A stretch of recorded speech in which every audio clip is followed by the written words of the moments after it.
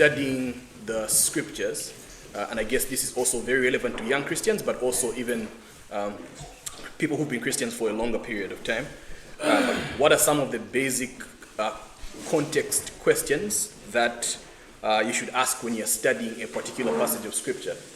So what are some of the key questions you should ask when you open a passage of scripture to study it, and you want to understand the context in which it was written? What are some of those basic questions that you should ask? Yeah.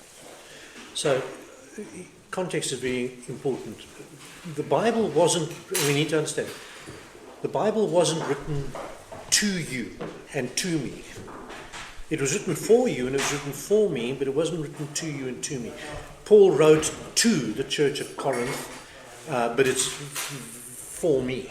So I've got to bridge that gap of what Paul has said to the church at Corinth to what is God saying to me in this situation. So in terms of context, number one question that you've got to ask is, first of all, what genre is this? Is it a psalm? Is it prophecy? Is it a letter? Is it history? What is it? Because you interpret them in different ways. So, for instance, when I'm reading the history books, the narratives, the main question that you've got to ask yourself there, and this is where a lot of people make a mistake, they come to the narrative passages and they interpret them moralistically. So they read the story of David and Goliath and they come away saying, so what's the moral of the story? No, you've missed the point.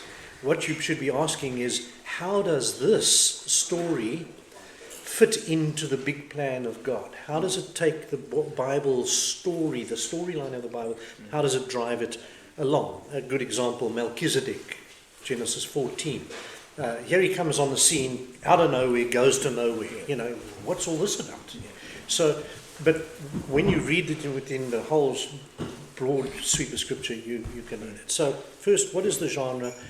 Don't try and interpret prophecy in the way you would interpret the Psalms. Don't try and interpret the Psalms in the way that you would interpret the history. First thing. Second thing, you've got to ask yourself is, obviously, the questions of language. What language was it written in? What did those words mean in that language? And then you've got to ask yourself, what was the historical context? For instance, when Paul writes to the church at Corinth, who were they? Who was Paul? What was his relationship to them? What were the issues they were facing? What is he addressing? Now I can, with that context, I can come to his passage and say, okay, fine, so you're writing this to these people about communion, for instance. You're writing that into a situation where this was going on. Now I can understand and apply that to my situation, which is different to theirs, but I can apply it to my situation, which is what we're going to do in the next question, basically. So, yeah.